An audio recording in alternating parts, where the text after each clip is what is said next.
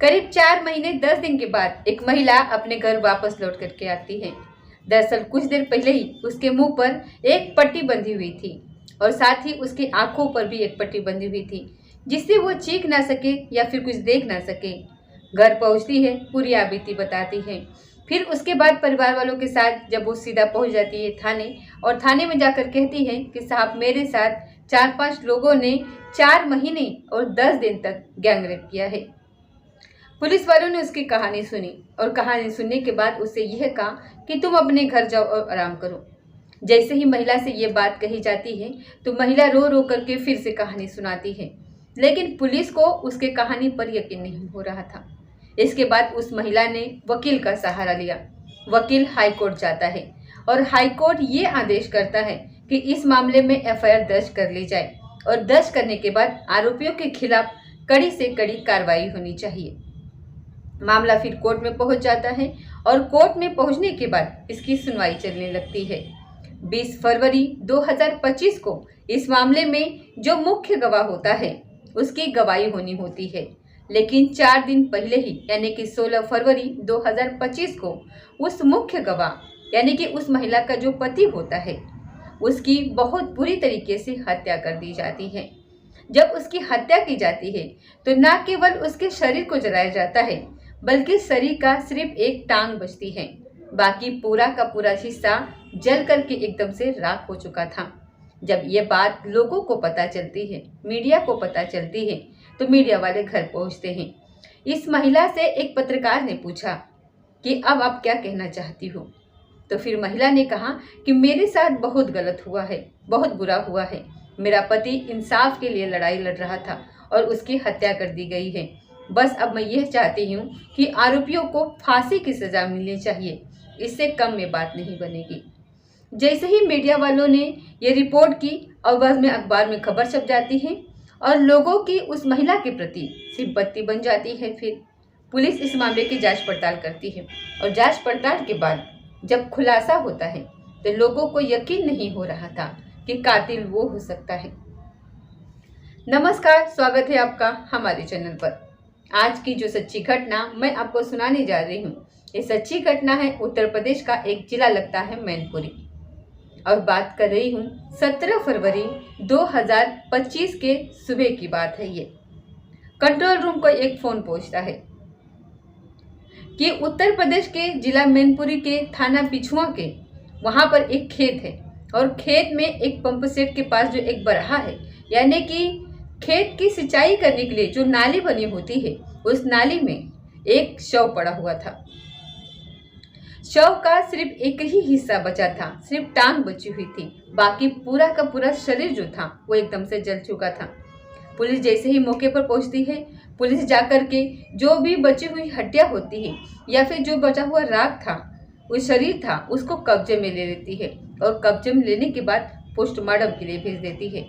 परिवार वालों को जब ये पता चलता है तो परिवार वालों का रो रो कर बुरा हाल हो जाता है।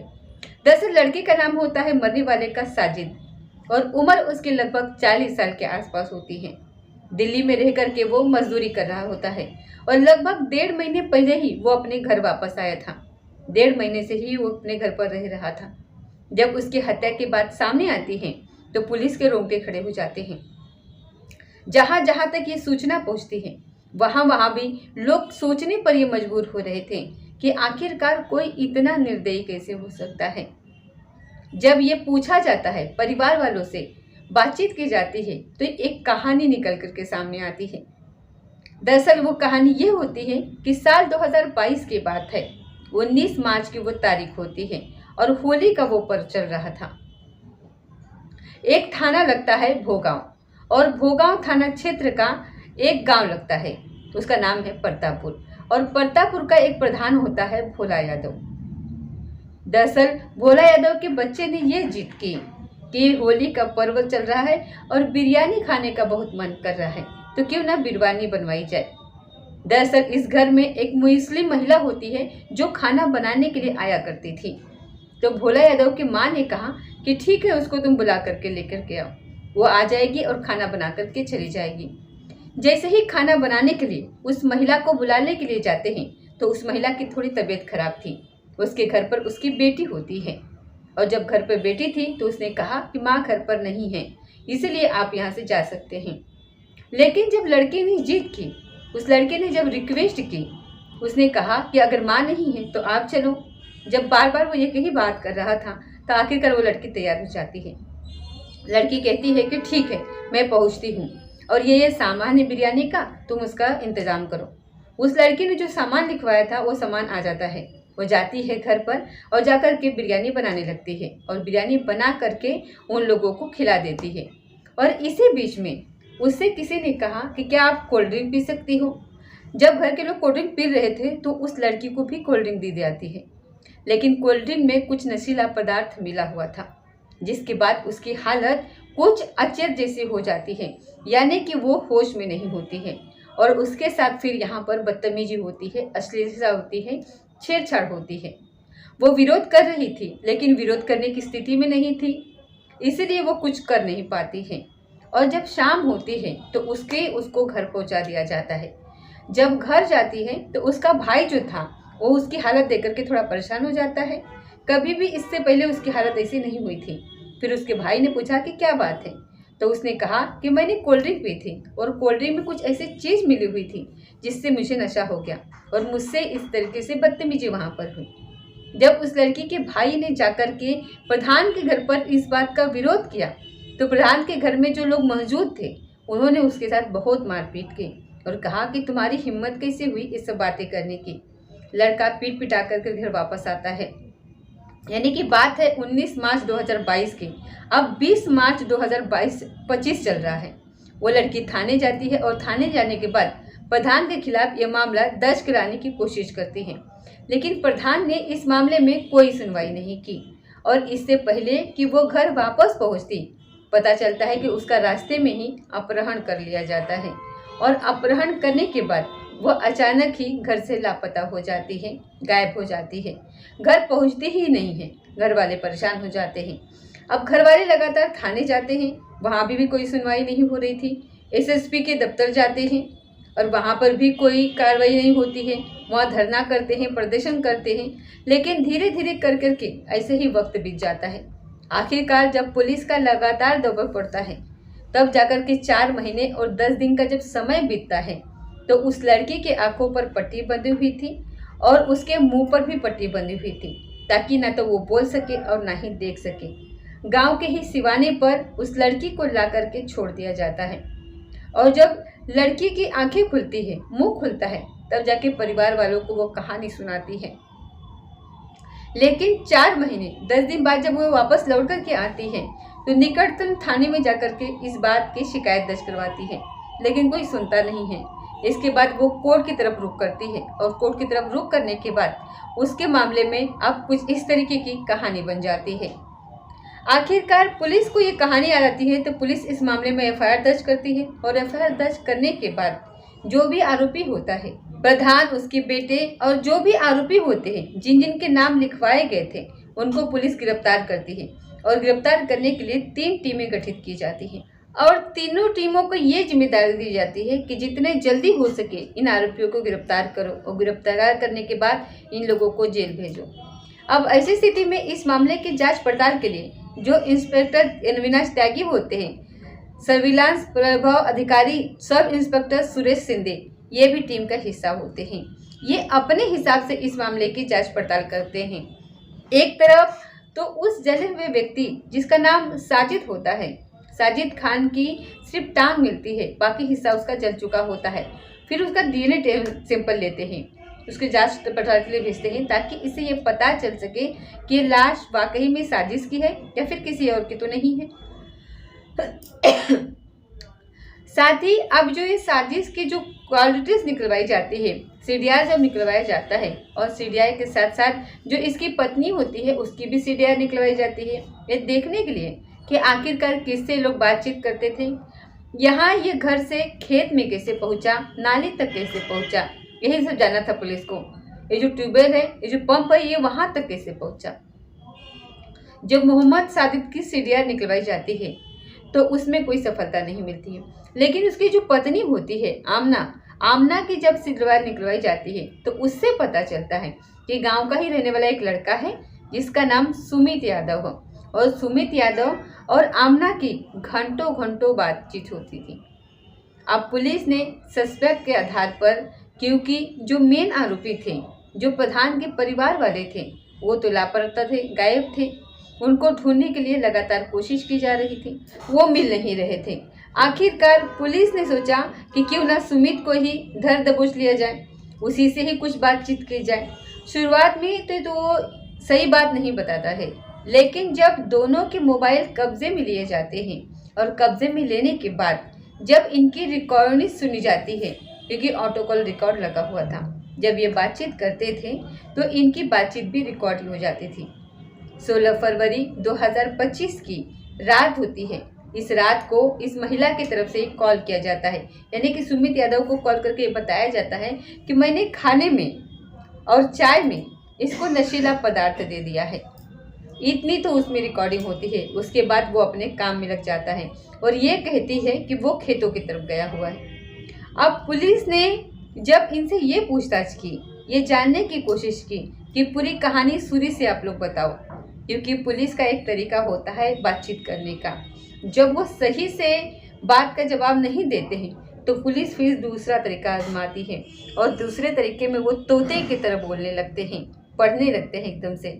और फिर जो कहानी वो लोग बताते हैं वो चौंकाने वाली कहानी होती है। दरअसल आमना अपने ससुराल वाले से बिल्कुल अलग रहती थी, तनाव रहती थी। पति उसका दिल्ली में रह करके एक बेकरी में मजदूरी किया करता था, और यहाँ पर लगभग 10 महीने पुरानी बात है। इस घटना से 10 महीने पहले उसका जो टीवी होता है, टेलीविज़न, वो अचानक से खराब हो जाता है। और ये सुमित यादव जो होता है वो गांव का ही व्यक्ति होता है, जो कि इलेक्ट्रिशियन होता है। उस इलेक्ट्रिशियन को कॉल किया जाता है और कहा जाता है कि हमारी टीवी खराब हो गई है, क्या आप लोग इसे ठीक कर सकते हो। सुमित यादव कहता है कि ठीक है, कोई दिक्कत परेशानी वाली बात नहीं है, मैं घर आता हूँ और इसे जाकर के ठीक करता हूँ। वो घर आता है और घर आने के बाद उस टीवी को ठीक कर देता है, और यहीं से सुमित यादव की आमना से आंखें चार हो जाती हैं। दोस्ती प्यार में बदल जाती है और ये इतने नज़दीक आ जाते हैं कि एक दूसरे से मिलने जुलने में कोई रोक टोक नहीं थी, क्योंकि वो अपने ससुराल वालों से अलग रहती थी और पति रहता था उसका दिल्ली में। एक सब एकदम ठीक ठाक ऐसे चल रहा था। ना किसी को इस प्रेम कहानी के बारे में कोई जानकारी थी। जब मन करता था सुमित यादव उसके घर आता था, उसके साथ वो जो भी अनैतिक रिश्ते होते हैं उसको वो बनाया करता था, और ऐसे ही चल रहा था। लगभग इस घटना से, यानी कि हत्याकांड से लगभग 1.5 महीने पहले जो साजिद होता है वो दिल्ली से अपने घर आता है, और जैसे ही साजिद अपने घर पहुंचता है तो सुमित यादव जो होता है और साथ में जो आमना होती है उनका मिलना जुलना नहीं हो पा रहा था, और इसी बात को देखते हुए दोनों परेशान हो जाते हैं। तभी सुमित यादव ने ये प्लान किया, तभी आमना ने ये प्लान किया कि क्यों ना इसको रास्ते से हटा दिया जाए। ये रास्ते से अगर हट जाएगा तो हम दोनों शादी कर लेंगे और एक बेहतरीन ज़िंदगी जिएंगे जिसे अब जी रहे हैं। ठीक ऐसे ही प्लानिंग करते हैं, और 16 फरवरी 2025 की रात को जब खाना दिया जाता है उसमें नशीली गोली दी जाती है। जब चाय दी जाती है तो उसमें भी नशीली गोली दी जाती है। तब तक वो शादी को अच्छे से नशा नहीं हुआ था। वो अपने पत्नी आमना से कहता है कि मैं खेतों की तरफ जा रहा हूँ और मैं घूम घाम के थोड़ा बहुत आ जाऊँगा। जहाँ वो रहता है उससे कुछ दूर उसका खेत होता है। वो जब वहाँ पर पंप सेट होता है, जब वो वहाँ पर जाता है और उसे उस वक्त ज़्यादा नशा हो जाता है जब वहाँ पहुँचता है, और जैसे ही उसको ज़्यादा नशा होता है तो वो उठने की स्थिति में नहीं था, आराम से सो जाता है। और यहाँ पर इस आमना की वजह से सुमित यादव को यह सूचना मिल जाती है। सुमित यादव मौके पर पहुंच जाता है और एक लोहे के भारी वस्तु से, रोड जैसी जो चीज़ होती है उससे उसके सर पर वो पूरी ताकत से मारता है। ऐसा अंदाज़ा लगाया जाता है कि पहली बार में उसकी मौत हो जाती है, क्योंकि वो विरोध करने की स्थिति में एकदम नहीं था। नशे का उसको एकदम से असर हो गया था।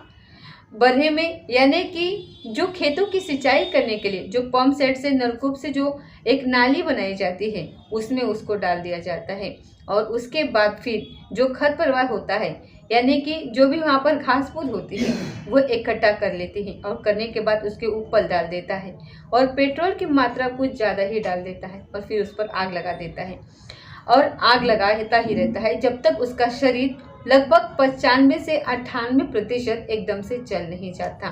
सिर्फ उसका पैर का छोटा सा हिस्सा बचता है, जिसके वजह से ये पता चलता है कि यहाँ पर एक लाश जली थी, वो भी मानव की लाश। और 17 फरवरी 2025 को ये पता चलता है। फिर पुलिस इस घटनाक्रम को जब खुलासा करती है तो लोगों का एकदम भी यकीन नहीं हो रहा था।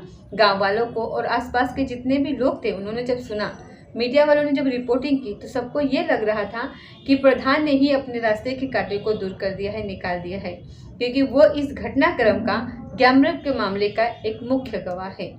जब से ये मामला हुआ है, यानी कि आमना उसका जो प्रेमी है, उसने साजिद की हत्या की है, तो पहले जो 4 महीने 10 दिन वाली जो कहानी होती है, उसमें कई तरीके के झोल निकल के सामने आते हैं। सब के सब ऐसा कहने लगते हैं कि शायद वो बात पूरी तरीके से झूठी थी या फिर सच थी। ये तो पुलिस की जांच के बाद ही स्पष्ट हो पाएगा। कोर्ट में जो चार्जशीट गई है उसके बाद ही ये स्पष्ट हो पाएगा। लेकिन जो उसने आमना ने अपने प्रेमी यानी कि सुमित यादव के साथ मिलकर के जो अपने पति की हत्या की है, वाकई में अपने आप में बहुत भयानक है और खौफनाक है, जिसको सोचकर ही एकदम सी सिरहंसी पैदा हो जाती है।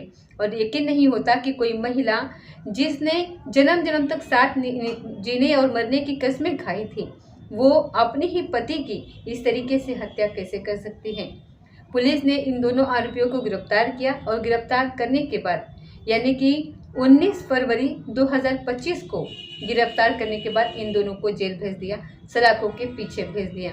शायद आगे की जिंदगी इनकी सलाखों के पीछे ही गुजरे, क्योंकि इन्होंने कत्ल किया है, और जो कत्ल किया हुआ कहीं में बहुत भयानक किया है, बहुत ही खौफनाक तरीके से किया है। दोस्तों, इस पूरे घटनाक्रम को सुनाने का उद्देश्य किसी को परेशान करना नहीं है, किसी का दिल दुखाना नहीं है, बल्कि आपको जागरूक करना है, आपको सचेत करना है और आपको ये बताना है कि अनैतिक रिश्ते का अंजाम हमेशा ही गलत होता है। अनैतिक रिश्ते बनाने से हमेशा बचना चाहिए। रिश्ते हमेशा जब भी बनाए तो अच्छे और सामाजिक रिश्ते बनाए, कि जिससे मतलब कि जिससे कुछ गलत मतलब समाज में गलत प्रभाव किसी पर ना पड़े, या फिर इस तरीके से घटिया काम करने की नौबत ना आए, ऐसे क्राइम करने की नौबत ना है। ऐसे रिश्ते बनाने से हमेशा बचना चाहिए, क्योंकि ऐसे रिश्ते का अंजाम हमेशा ही गलत और बुरा ही होता है। ये थी दोस्तों आज की सच्ची घटना। मिलते हैं अगले किसी सच्ची घटना के साथ। तब तक जय हिंद, जय भारत।